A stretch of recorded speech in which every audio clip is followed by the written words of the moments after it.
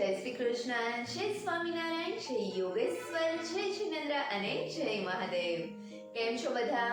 મારી channel એટર્નસ food સ્ટેશનમાં તમારું સ્વાગત છે. આજે આપણે વિસરાતી જતી વાનગી ગોરસ આંબલીનો સંભારો બનાવીશું. આ ગોરસ આંબલીને ઘણા લોકો બખાઈ આંબલી કે જંગલી આંબલી પણ કહેતા હોય છે. અને આ આંબલી જનરલી આપણે એમનેમ કાચી જ ખાતા હોઈએ છીએ, પણ આ આંબલીનો સંભારો, શાક, શરબત બધું જ ખૂબ જ ટેસ્ટી બને છે. તો ચાલો આજે આપણે આ સંભારો બનાવવાની શરૂઆત કરીએ. તો તેના માટે સૌથી પહેલાં બખાઈ આંબલી લઈ તેના ફોતરા અને અંદર જે કાળું બીયું હોય તે કાઢી લેશું. આ ફોતરા અને કાળું બીયું કાઢવું ખૂબ જ સહેલું છે. અને આ રીતે આપણે બધી જ બખાઈ આંબલીના બીયા કાઢીને બખાઈ આંબલીને સંભારો બનાવવા માટે તૈયાર કરી લેશું. જો જરૂર લાગે તો એક વખત આ બખાઈ આંબલીને તમે ચોખ્ખા પાણી વડે ધોઈ પણ શકો છો.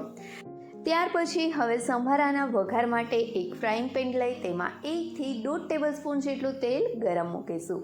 અને આ તેલ બરાબર રીતે ગરમ થાય ત્યાર પછી તેમાં 1 ચમચી જેટલી રાઈ ઉમેરી રાઈને બરાબર ફોડીશું. રાઈ તમારા ટેસ્ટ પ્રમાણે વધુ ઓછી લઈ શકો છો. અને ત્યાર પછી તેમાં થોડો મેથીનો ભૂકો અથવા તો મેથીના દાણા ઉમેરીને રાઈને બરાબર રીતે ફૂટવા દેશું. રાઈ બરાબર રીતે ફૂટી જાય એટલે તેમાં થોડો હળદર પાવડર અને 2 લીલા મરચાંના ટુકડા કરીને ઉમેરીશું અને તેને અડધા મિનિટ માટે પકાવીશું. અહીંયા મરચાં તમારી તીખાશ પ્રમાણે તીખા અથવા તો મોળા લઈ શકો છો. મરચાં તેલમાં બરાબર રીતે મિક્સ થઈ જાય ત્યાર પછી આપણે જે બખાઈ આંબલીના બીયા કાઢીને સાઈડમાં રાખી હતી તે આંબલી અને તેની સાથે જ સ્વાદ પ્રમાણે મીઠું ઉમેરીશું અને આ બધી જ વસ્તુને બરાબર રીતે મિક્સ કરીશું. બધી જ વસ્તુ બરાબર રીતે મિક્સ થઈ જાય ત્યાર પછી ગેસની મીડિયમ ટુ હાઈ ફ્લેમ ઉપર ચમચા વડે હલાવતા સંભારાને આંબલી એકદમ સોફ્ટ થઈ જાય ત્યાં સુધી પકાવીશું. અહીંયા તમે સંભારો 2 રીતે પકાવી શકો છો. એક તો આ બખાઈ આંબલી જે છે તેને અધકચરી પકાવીને પણ સંભારો બનાવી શકાય છે અને એક આંબલીને ફૂલ પકાવીને પણ સંભારો બનાવી શકાય છે. એટલે જ્યારે સંભારો પાકતો હોય ને ત્યારે જ સંભારાને એક વખત ટેસ્ટ કરી લેવો વચ્ચે. જો થોડો કઠણ સંભારો તમને ભાવે તો બખાઈ આંબલી અધકચરી પકાવવી, બાકી તમે આંબલી સોફ્ટ થાય ત્યાં સુધી સંભારાને પકાવી શકો છો. હવે આપણો આ બખાઈ આંબલીનો સંભારો પાકે ત્યાં સુધીમાં જો હજી સુધી તમે મારી ચેનલને સબસ્ક્રાઈબ નથી કરી તો નીચે આપેલા સબસ્ક્રાઈબ બટન પર પ્રેસ કરો અને બાજુના બેલ આઇકન પર ક્લિક કરો, જેથી તમને મારા નવા વિડીયોનું નોટિફિકેશન મળતું રહે.